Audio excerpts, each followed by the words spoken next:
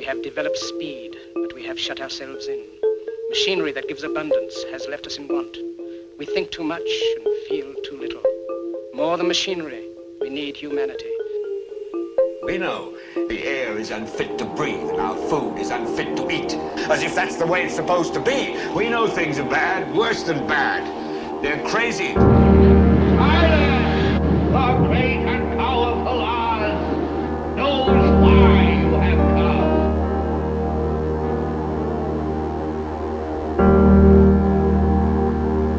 You've got to say, I'm a human being. God damn it. My life has value. You have meddled with the primal forces of nature.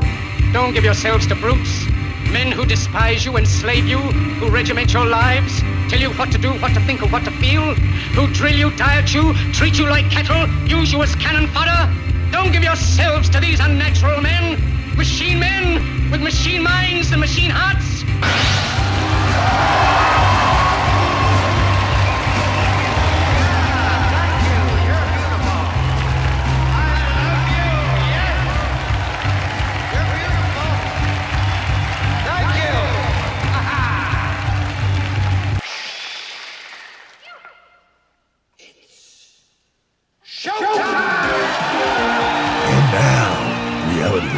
With Jason Bermas. And who loves you?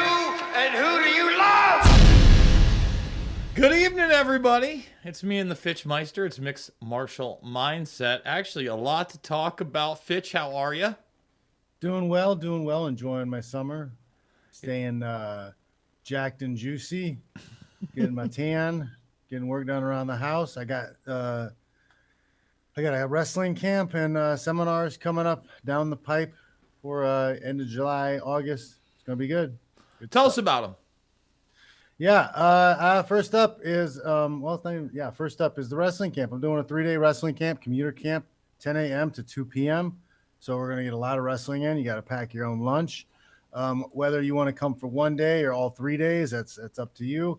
I've got each day split up into a specific thing we're working on. So if you're a jiu-jitsu guy or MMA fighter, that first day is hand fighting. We're going to have a ton of stuff that is 100% applicable for jiu-jitsu and MMA with hand fighting stuff, stand-up hand fighting. Honestly, a lot of the stuff could work for self-defense too, if you have to tell the truth, because if you can hand fight and tie somebody up and dominate them in that clinch, you can handle a lot of people, a lot of situations. Also, second day is going to be takedown defense. So if you're just interested in takedown defense, you can come to that one day. Last day is going to be top and bottom wrestling. Turning and pinning, escaping from bottom. It's going to be good. It's going to be a lot of fun. It's on my birthday. I wish I could go and get beat up. Got about 30, we can only have about 30 people in the gym. So we're limited on space. So reach out and spaces will fill quick. So if you're in the California area, this is kind of a can't miss thing. San Jose, July 24th to July 26th. We'll talk about the other one in a bit because you have something also going on July 29th, right? Yep. Headed to Vegas. Going to do a smash seminar, top game, ground and pound. It's going to be good. Going to head out to my old coach's stomping grounds, One Kick Nick. Do a little lesson out there. Nice. Chase down some Amazon package stealers, John. Chase down some Amazon package stealers. Show the ground and pound. Exactly. you can use it for some of the package stealers. Put them on the ground, do some damage. But yeah, we're stopping through Vegas on our way up to Indiana, and a little road trip. We're gonna take the family out to Indiana again, and I'm gonna be doing a couple seminars in Indiana also. Actually, when is that gonna be? I think 3 or 4. That'll be in August. You know, if I'm not in Vegas that week, maybe we should get together. Maybe I'd make that drive. I mean, that's not as brutal from where I'm at. Like I drive through Indianapolis all the time when I come home or I go across country. Maybe we'll do an in-person broadcast. That'd be kind of cool. Well, I'm gonna do a Saturday, Sunday seminar in Fort Wayne, and then I'll be I think 1 or 2 seminars Friday in Lafayette. Excellent. Still working out the details on that. Excellent. All right, guys, thumbs it up. Subscribe and share. You know how we do it. We do it once a week here. I almost want to start with a ridiculous McGregor story. that I was supposed to cover this morning that I didn't. We'll get there. I think we're going to go with the cover story of the Buzzards and the Joey B. I'm not sure if you've seen this yet. You probably haven't because it's brand new. But man, again, everybody, this morning we played a couple primetime clips. We don't even have to. He did it again. He doesn't know where he is or what he's doing. I want to make it very clear to everybody. He's lost his marbles. It's over. Bizarre moment. Joe Biden walks off. He gets up. So ridiculous. Dude, again, watch. He doesn't know what he's doing. Does he even know he's on a TV show, I wonder? It's a good question. I don't want to play the whole clip because it's, I can't imagine it's didn't fun, vote for your but here bills, it but is. run on them. That's right. Mr. President, thank you. Thank you. Thank you Silver very much. alert. It's great to have Grandpa you. It's good Bruce. to have you. Thank you. Thank you. Doesn't know what's going on. He has no clue what's going on. They cut it. They cut him walking off. They cut that. So you won't see him like stumbling around looking like, where do I go? Where do I go? He looks like that meme with Travolta. Right? It's the confusing I'm on heroin moment. I'm not sure where I'm at. What do I do? Where am I going? And by the way, as all that happens, John, and by the way, guys, we're going to go to your questions and comments. I figured we'd do a little audience interaction today, so get them in. Let's not be too obnoxious, but let's get them in. We got this one. Inside the IRS laptop. See, I'm not even zoomed in right, Fitch. Whistleblower memo reveals the FBI knew the contents of Hunter Biden's abandoned laptop, but sat on the information for years. So it did not embarrass Father Joe in the run-up to 2020 election. Is anything going to happen? Is anybody going to get in trouble? Because I'm kind of sick of hearing about it. It's like, oh, there's more corruption and people get outraged and nobody does a damn thing. Nobody gets arrested. There's no revolutions. Like I just watched the Netflix documentary on the Iran student revolution. Yeah. Right. I'm just like, Americans are pussies. You guys are a bunch of pussies. You're gonna sit around and complain. And, that's unbelievable. Oh my God. And you're gonna act outraged and do nothing. Mm-hmm. Do nothing. Well, the cover-up crew's in there, man. Did you watch that Matt Gaetz video of Matt Gaetz just tearing into John Durham? Yeah. Yeah, and he's right. He's John Durham. At the same time, it's performative. Because what happened? What happened? Did anybody do anything? But I'm sorry. I would much more respect. We're at a point. I'm sorry, guys. Hold on, we're on YouTube. But we're on YouTube. I'm just before you fucking say anything, Fitch. This is my channel. I'm gonna radicalize some people. I'm becoming radicalized. I want to radicalize people. Listen, I'm gonna say it like this. The best we had was the fact that Gates said, hey, man, you're part of the cover-up crew. You were supposed to investigate this stuff. You're saying that you couldn't because of the law. That's a lie. I want to enter this into the record. And then, your mind is made up. I'm sorry you feel that way. And then he tries to shame you. It's appalling or something. It's offensive. Mm-hmm. It's offensive that you would say. It's offensive you're calling me out for committing crimes. We only arrest peasants. It's true. No, sometimes we arrest the big guys. We just don't prosecute them correctly. So they actually go to jail. Yeah. We give them a slap on the wrist or we fake their deaths and ship them off to a paradise. Very possible. Now, Allegedly. I don't know if you've seen this yet, John, but not only can the man not walk and talk, he can't breathe. Okay, so he literally came out yesterday, with those huge lines on his face from the CPAP machine he's on. Now, I heard people trying to say it was because of these wildfires, and for the first time in my life, I had fog in Iowa from wildfires. I'd never had that kind of mist, but it went away in like a day and a half. No, I'm getting pictures from my parents in Indiana, and it's like eerie, smoky. It's weird, man. You know what I liken it to? Yeah. It's like, it looks like there's always fog in the distance, but if you're still like 10 to 20 feet away, it's not like it's foggy, but like everything has this weird misty haze. And then when you breathe it in, I will say this, it's not like I noticed that much, but it almost felt like You know how fresh grass has a very distinct, like, fresh grass? It was almost like, not a fresh grass, but like a burnt, I was about to go into some forest situation, but it was very light, and it akin to like the grass burn. It's weird. Again, we got weird times. 2023 is weird. It's the mist of Mordor spreading to all the lands. Me and the kids and my girlfriend, we did a 6-day marathon of the Hobbit movies and then Lord of the Rings. So you started with The Hobbit and then went to Lord of the Rings? Yes, we did it in a chronological story hour. So what is that? 6 films, isn't it? Yeah. And it's like 6 3-hour films. That's what I was going to say. If you watch like the director's cut, some of them are more than 3 hours. If you watch like the real deal ones. I remember, I think it was, I'm not sure if it was the second or the third one. But I went on like opening night. I think it was the third one. I don't know. There's some people dressed up like wizards and this and that. I mean, it's fun. It's fun. It's the third time I've seen Lord of the Rings movies, and they're okay. They're good. The second time I was like, these are boring, but I respect. There's just so much dialogue. It's heavy dialogue. The Hobbit movies, amazing, because it's really light. It's fun. Gandalf's kind of fun. He drinks, he smokes a lot.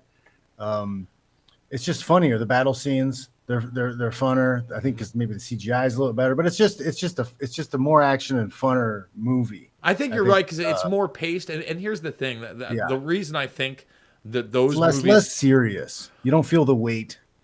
Well, I think a lot of I'm sorry, this will make a lot of people mad, but I don't like Frodo. Frodo's a pussy. I don't like Frodo and Sam Gamgee. All right. You had me. Listen, you got me Frodo, but I don't care. Sam's Rudy, dude. If they were Bilbo, bro. If they were Bilbo, they would have killed that little slimy rat fink. Sam is Rudy Rudiger, bro.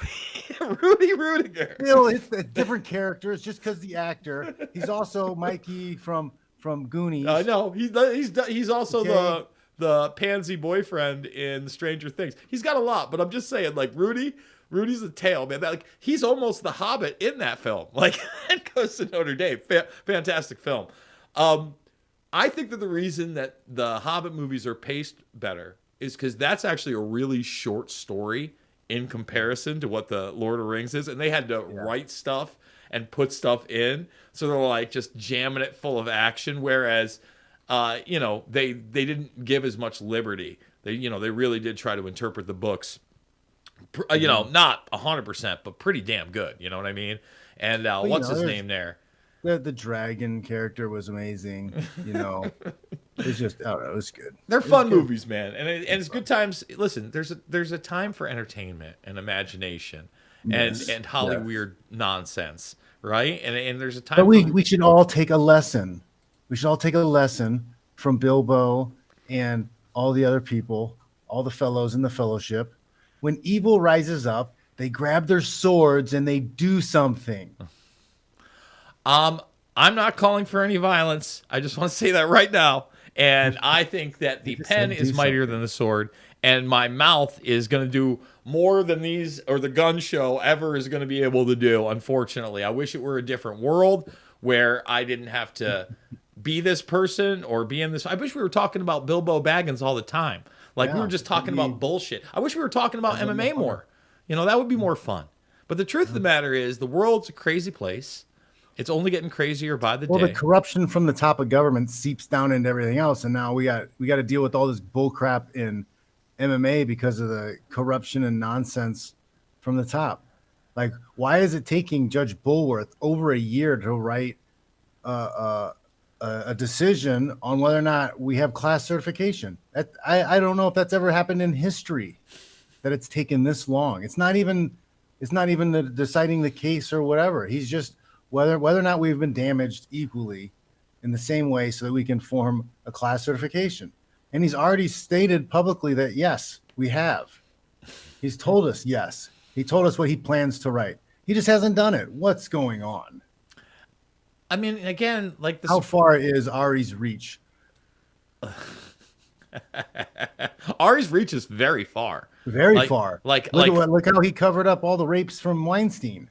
Look what he's doing with the rapes from Conor McGregor now. All right, now that's a good. I'm pretty convinced that Conor McGregor's fighting career was over after the ankle break. That he's done, and they've all known that he's done for a long time. And they're just drawing this out so they can milk it and make as much money they can off of it until they have to come out and be like, oh, yeah, he can't fight anymore. Oh, it's so weird that you say that. That gets us to our next story. It's so odd that you say that. Featuring my man, Matt Steamroller Frivola. Let's hit the clip. Let's fight. That's it. November MSG. But if you don't want to sign on the line, I'm ready for Michael Chandler. McGregor ain't fighting. Dude's juiced to the gills, coked up, beating up girls. Michael Chandler, you could keep dreaming you're not fighting. But guess who you can fight at MSG? You can take your steamrolling like a man. I'll give you a glorious death in the arena. Just what every gladiator wants. And I'll give that to you. MSG, baby. I'll see you soon. See you at the top. I like it. Good call out on all levels. He knows Conor ain't fighting. And let me show you. I don't think he's ever fighting again, straight up. His behavior after the ankle break, he didn't. To me, that's not a serious person who's like trying to get healthy and get back to fighting. Whoa. Hold on. Fitch, are you telling me this isn't a serious person right now? Like that's literally, bro. So, what even is that hat? Are you ready? Is that even a cowboy hat? Dude, it's the listen. So I've been watching. And I just want to say this is in the news too. This is the ever faithful fiance at Conor McGregor's side. How Dee Devlin has stood by her man through series of sex assault claims is standing firm as the UFC star faces new rape claims. You know, where he's on video dragging another woman into a bathroom and then being surrounded by security. Very least, she's standing by that guy. Now, you know, I started watching the show, right? Because we played the clip last week where they actually used my voice. I made it. I'm on the Ultimate Fighter. So you were saying last week that you believe that they were doing it because they were getting a lot of money for the Ultimate Fighter and they're getting a lot of viewership. My viewers from John Fitch Knows Nothing were informing me that it's not doing very well. Let's see what it says. Because Dana's making all sorts of claims. Let's see. Ultimate. Because this is what his second time hosting. Yes, he's been a coach and they're before. saying the numbers are nowhere near what they were before. Well, I mean, he's a wash-up, right?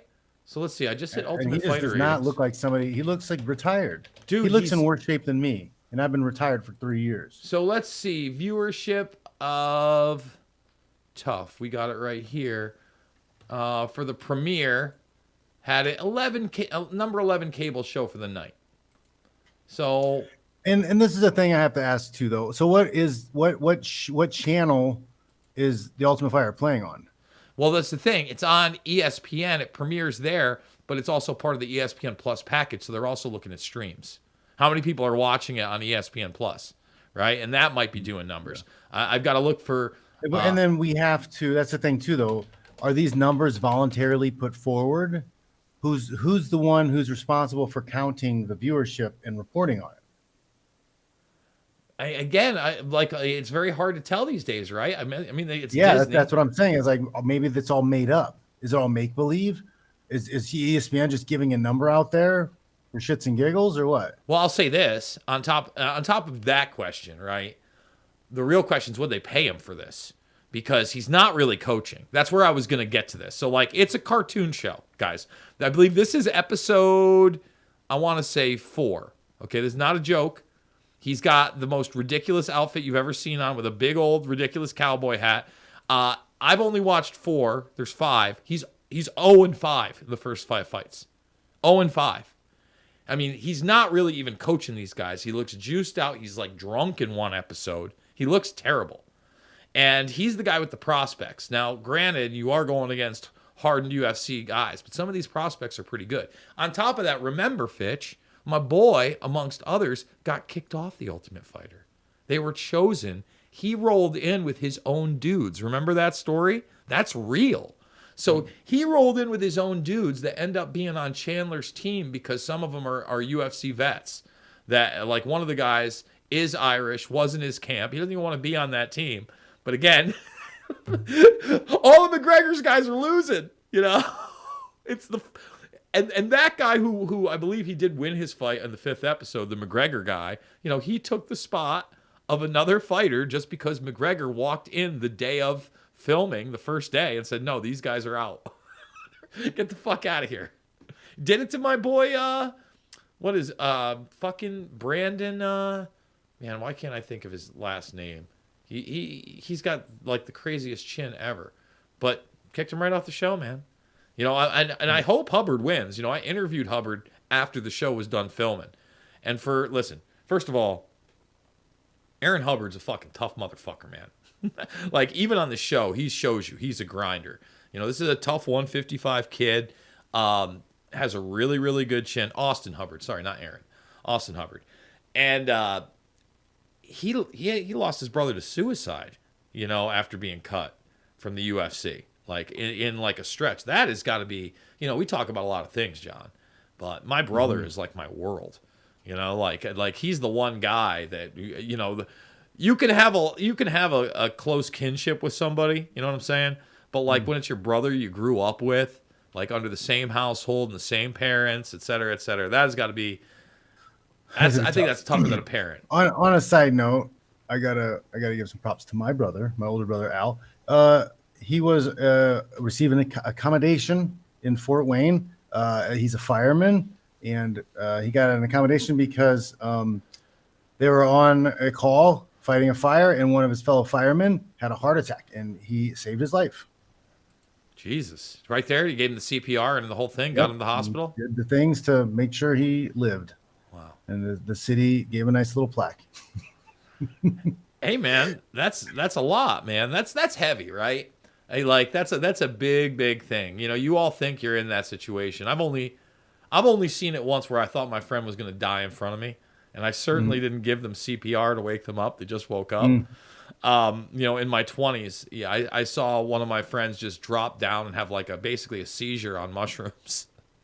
And I thought it was, dude, when I'm on mushrooms, this is Bermas at 20. You got me, guys. I might have been 19 or 20. And she just went down. And I was like, oh my, she's like the valedictorian of my school, like the whole thing. Wow. And I'm thinking I killed like my best friend. I've known this girl since I was 12 years old. She never stopped breathing, but she's already a white, pale girl, white, pale, blonde girl. Very pale. I'm not even kidding, a half a block away from the police station. Like, I could throw a baseball and hit the police station across the street. The whole thing, everything's flashing before my eyes. And she wakes up, thank God. Thank God I didn't have to do the CPR, everybody. All right. All right, we're having a fun one today. Today's a little loose. Maybe we'll leave McGregor and the cowboy hat up with everybody's questions and comments. So we're going to do it. We're going to go to the questions and comments, everyone. Actually, you know what? Let's add it even better than that. Let's take that out. We'll do the magic right here, everybody. So that's desktop 3, that's desktop 2. Where's the one thing there? Is taking that off. All right, so let's add this. We're going to get the whole strip on here, John. We do it live. So what do I need to do? We need to add a source. We need to do desktop capture, smart selection. And now everything will freeze for a second, but that's okay because we'll get a nice big line of that. And look at that. Boom. Look at that. And that way we get to see all of McGregor, all of you guys. We'll make it big, and we'll read it. All right. Here we go. Let's see. Hey there, Karen. Scott says, hello. The walls are falling all around, Sleepy Joe. Yeah, he's about to die. I thought I saw somewhere that there was, in fact, a something about impeachment on the table. Yeah, you had Boebert, I guess, launched the impeachment, but it hasn't gone anywhere yet. It's still got to go through, I think, the House and the Senate. Just in the House? Just in the House. Okay. And apparently, nobody really knows it. It was the headlines or whatever. Her and Marjorie Taylor Greene had it out because of it, because Marjorie Taylor Greene wanted to impeach Joe, and she felt like she stole her thunder. And it's like, who the fuck cares? Who cares who does it? Just get the job done. Morons, stupid idiot conservatives going to fight each other over who gets the credit. for doing what's right. Get the hell out of here. It's the dumbest thing ever, man. Yeah, that's what I'm saying, man. There are no good ones in government. That's every day that goes by. That's what is shown more and more and more. They're all against us. There is not a single representative that represents the people in any shape or form. You know, speaking of not representing, so what do we do? Just sit back and complain? Well, here's the deal, man. What's the line, people? What's the line in the sand? Well, let's talk about that. What is the line in the sand? So, a lot of people know because I talked about it this week, and I just want to say this right now. I in no way was trying to offend Alan Dershowitz. I was actually trying to interview Alan Dershowitz. I was going to interview Alan Dershowitz about his book, about him working on the Trump campaign, or not campaign, impeachment hearing. I was going to talk about what he thought about the latest charges on Trump, Russiagate. I was going to bring up the Espionage Act. I was going to talk about his time representing Assange and how he's one of the few people that has called for the pardon of Assange.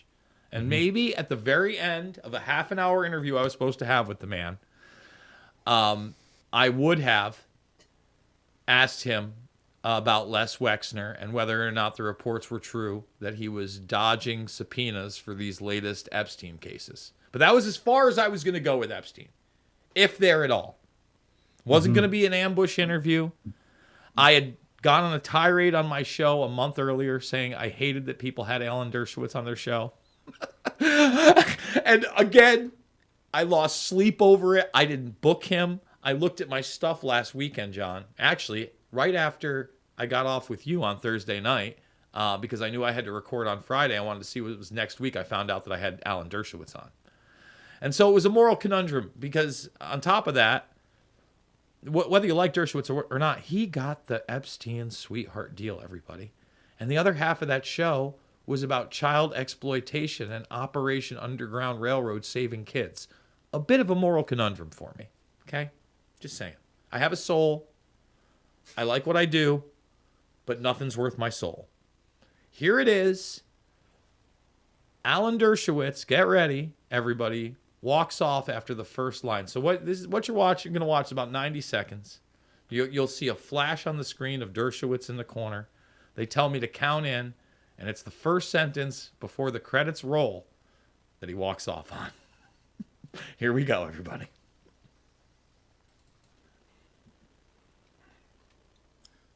In 5, 4, 3, 2, and 1. Welcome to Making Sense of the Madness. I am Jason Bermas, and buckle up for what might be the most interesting show I've ever done. Notorious lawyer Alan Dershowitz is here to talk about his new book, Get Trump, and we've got Nate Lewis of rrescue.org after this. By that time, he's gone. So he didn't last for notorious lawyer. He didn't last through the intro. Oh my God. And again, I'm sorry. Close, I didn't know what to do. Listen, guys, again. Look, we are the plebs. We are the poor losers. They don't care anything about us. We're dispensable, useless eaters. They do not care anything about us. They're the ruling class. We are their peasants. They want us dead. We're in their way. We bother them. Right? There was a thing today. Some old lady asking reasonable questions to the New York City mayor. And he yelled at her about pointing at him and being disrespectful. Like she was owning him on a plantation. Yes. Like what? She's an 84-year-old. You're a public servant. You're supposed to kiss her ass. You piece of crap. You're destroying their city. She's complaining about the mistakes you're making, how you're screwing up the place she grew up and lived her whole life. And then you chastise her for asking questions and asking tough questions. These people, man, they're gross. None of them are your heroes. I saw somebody made a post about Kennedy. Your guys are way off base on that loser, too. Freaking Kennedy crime family. Man, doesn't even run his own household. We should get into that. He made some comments today that you should disqualify him immediately. Tell us. Well, today we had a big win in the Supreme Court, and they revoked affirmative action in colleges, right? Harvard and North Carolina students white and Asian students got together and they sued because they're being discriminated against based off of their race, which is correct. You're not supposed to judge people by their race at all. It's supposed to be about how good you are. Do you have the smarts? Do you have the grades? Do you have the marks? Do you have the capabilities of getting in and doing the job correctly? Well, the Supreme Court said, no, you can't use race as a judgment on getting into school. That should be, that's what the 60s were about, getting equal rights and equal treatment for people. So what happened? Well, here's the deal. These leftists are so disgustingly racist. They don't think brown people are smart enough to do it on their own. And they say it clearly in their own language. Oh, without affirmative action, these people will never get into school based off of merits. What did you say? That's extremely racist and prejudiced. Unreal. It's out of control. And then Kennedy, a lot of you people's got a big old boner for Kennedy because he said one mean thing about the pharmaceutical people. He's like, oh, this is a travesty. We can't do this. We have to take into consideration all this other stuff. Bull crap. Make everything merit-based. Make all hiring practices merit-based. We have the technology today to take off your name, your sex, and cover your voice. You can do full interviews, full job interviews, and they could never know what you look like. Let's do that. We have those capabilities. Why not do that? Then it's 100% merit-based. 100% merit-based. You don't know if it's a man or a woman you're talking to. Their voice is covered up. You don't know what they really sound like. You don't know what they look like. You don't know what the race is. Yeah, all you know is but if you're how capable are they?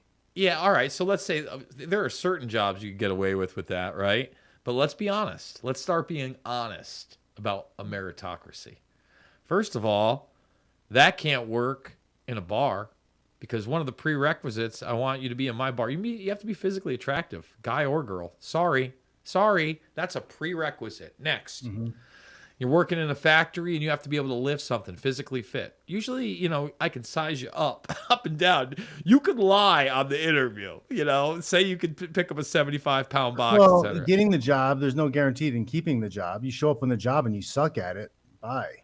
Yeah, but you're a bigot. You're a white supremacist. if like your job is to pick up the packages and stack it on the shelf and you can't do it, and there's evidence of you not doing it, there's video of you not doing it, bye. Bro, I wish that's the way the world worked now. Let me tell you a story. So I go to, I'm a big thrift shopper. I tell you this all the time. I buy monitors all the time for $5-10. I got stacks of all sorts of stuff. So I get to know the people that run these things really well because I haggle with them. I haggle everything, dude. I got my new Pitty, who's my my other sister's dog that I had to take in after a whole thing. And I needed one of those giant dog cages, like the biggest ones you get. They go for about $150, because I haven't had a I got a big dog. I understand. You know the deal, right? I wasn't going to go I went right in there. Wasn't one there. I'm talking to the guy. I go, he went in the back, $24. Brand new, huge, awesome.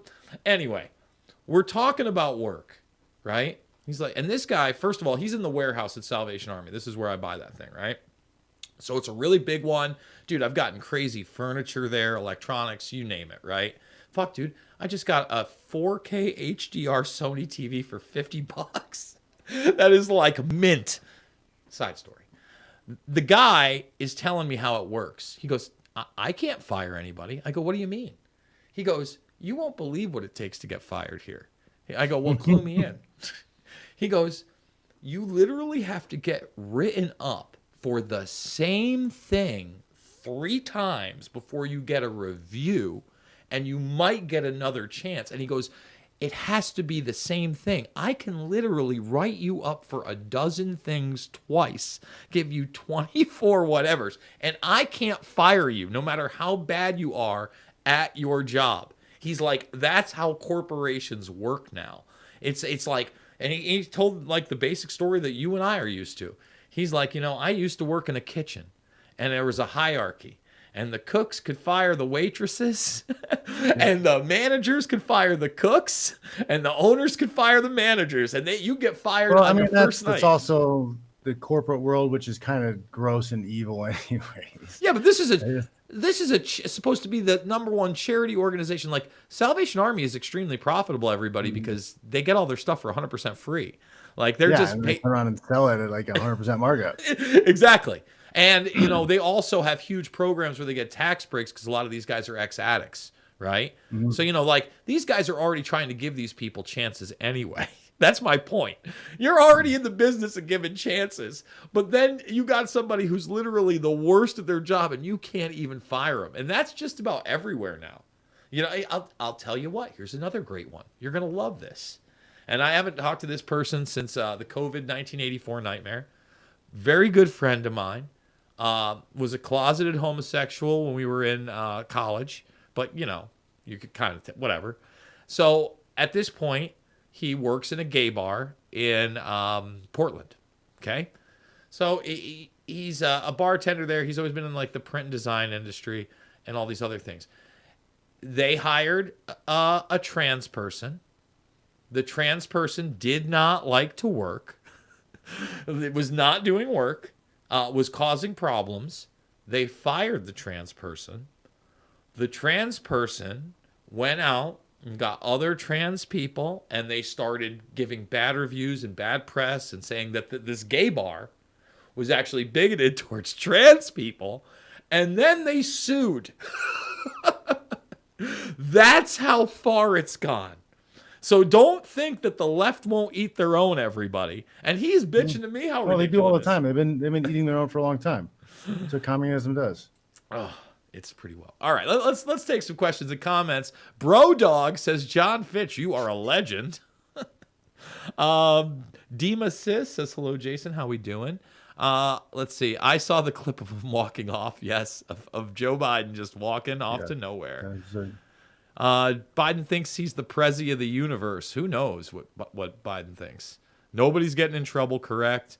Hunter and Anthony Weiner could play Battleship, but each of their laptops could actually sink ships. Oh, that's a good line, Edward. I like that. Ball gag. Joey Ball gag. Let's see. Joe will be put in a nursing home, not prison, more than likely.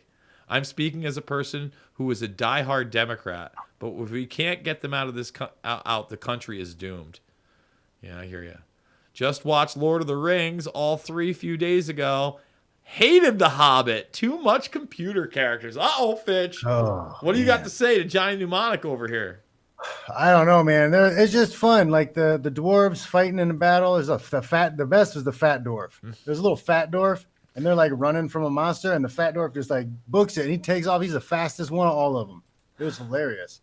And there's another scene where the same fat dwarf like falls into a barrel, and he's like rolling and killing all these orcs, and then he spins around with his axes. It was amazing. I'm sorry. It was fun. There's the response right there. I watched it with the kids, you know, and they loved it. They thought it was amazing. My girlfriend, she's more of a fan of Lord of the Rings. The second one's her favorite. And then the boys, we both like The Hobbit more. I think the second one is the strongest of all three because it doesn't drag on, whereas the Return of the King has that extra hour at the end, which just kind of shores everything up, and there is no action. And you thought the movie was over like after the big battle, and no. Like the screen goes black a few times, and each time you think, oh, that's it. And then it's like, oh, another thing. Like, man, it's going on forever. Let's see. That's like a legit job for the Predator ruling class, a rape cover-upper. Correct. Are Jason and John speaking in code? No, we are not. There is no code here. I'm not smart enough for codes. Come on, let's get out of that. Like, give me a dog whistle. Say it on YouTube. We're actually aliens from the Illuminati.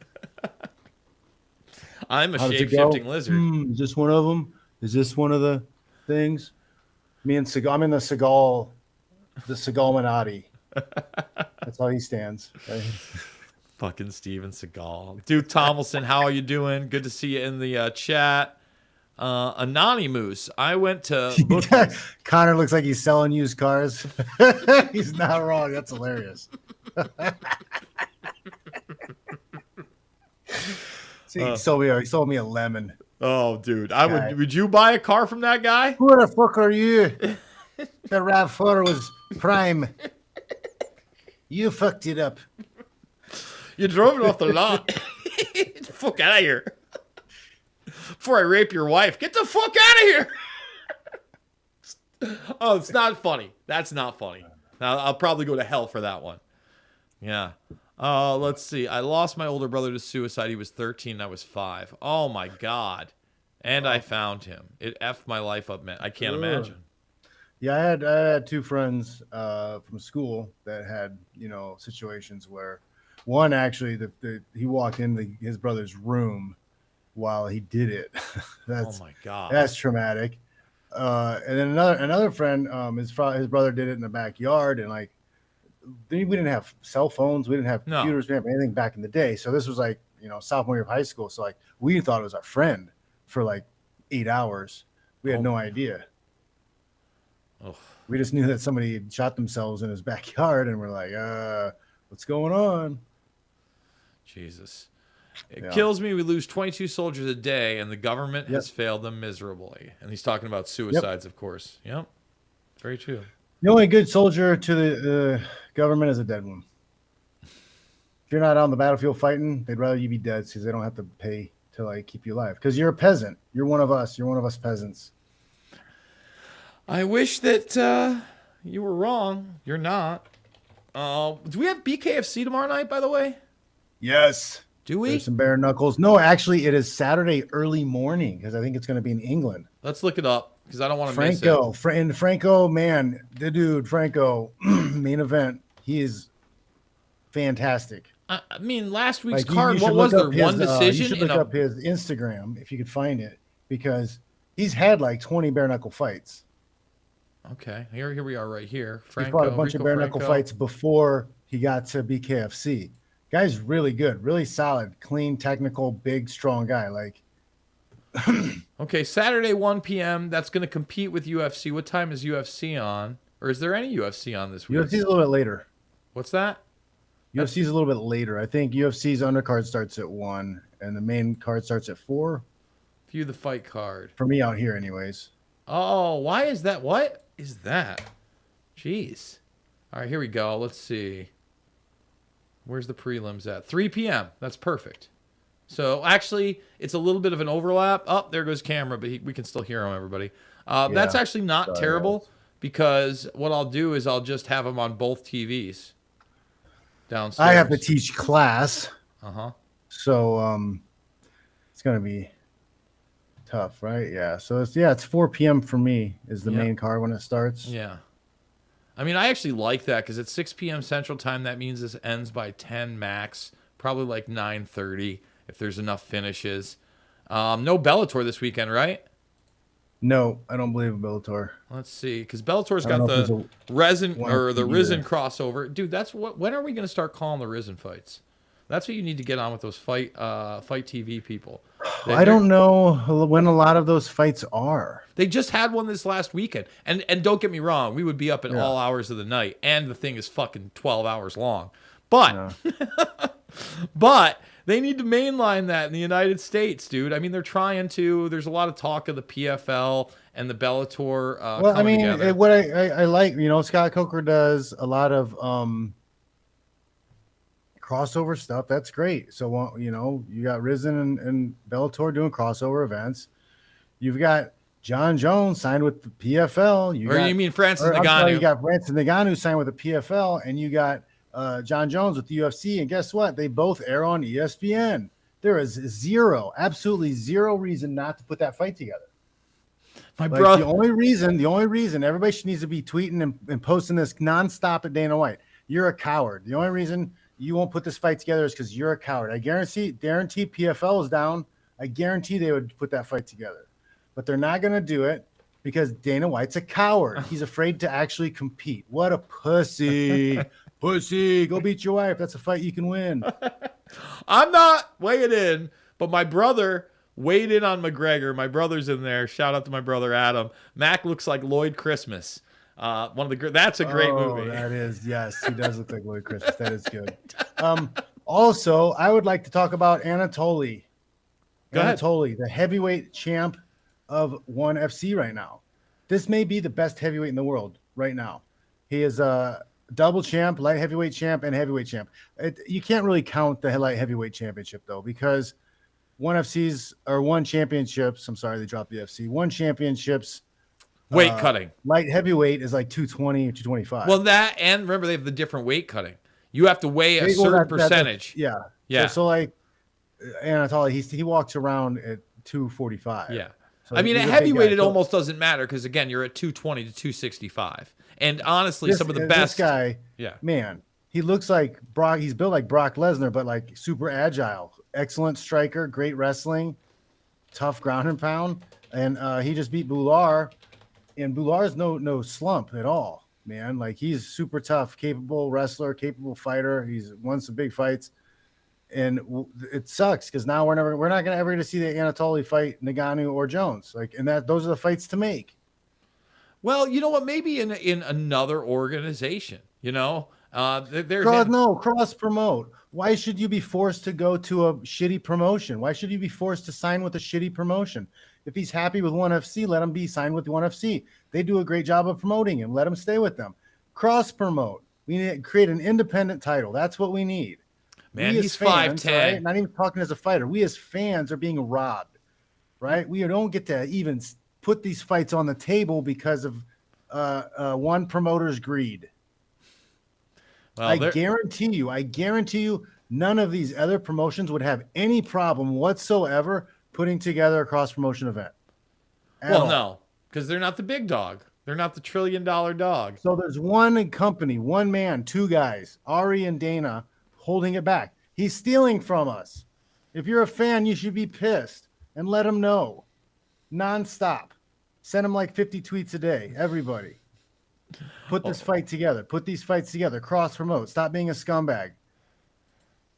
Or quit. Quit your job. Step away from the sport. Go home and beat your wife full time. That's another thing. Nobody should ever let that go. That should be every time Dana wife beat her white. Dana wife beat her white. Just say it over and over and over again. Every time you mention him, Dana wife beat her white. Don't ever let it go. He never got punished. No slap on the wrist even. No, instead they promoted slap fight. Got more punishment. Hunter Biden got more punishment for committing crimes than Dana White did for beating his wife. Well, again, I think that Hunter's crimes might be a little bit more than a little schlap, than a little Sean Connery schlap. Listen, I'm not condoning any of it. I mean, we played the Sean Connery clip on air before as well. You know, we try to have fun here. Fitch, it's been another fun week of mixed martial mindset. Tell people, again, you got July 24th to July 26th in person, 30 spots, San Jose, and then you've got an adult session on the 29th in Vegas. Talk about it. Yeah, we're going to be doing some MMA top game smash stuff. You know, a lot of people talk about what Khabib does, but they don't really understand what's going on. Well, I was there. We learned at the same time. We worked and developed things together. I know what's going on. I understand what's happening. I know all the details. I already have my old coach, One Kick. He's already got like 10 professionals that are going to be there because they can't wait. So do not miss out, guys. It's going to be good. And folks, you know the deal. 12 to 2. 12 to 2, and that's in Vegas. That's at South Pecos Road, Las Vegas, Nevada. Check that out. It's only $50 for a ticket. How can you beat that? I mean, seriously. 2 hours, $50. You can't even have a nice steak dinner for that anymore, guys. And you're going to get more out of this than a nice steak dinner that might not be all that nice in the first place. I'm live 9 to 11 a.m. Monday through Thursday, 6 p.m. Monday through Friday. Again, no Dershowitz. I'm sorry.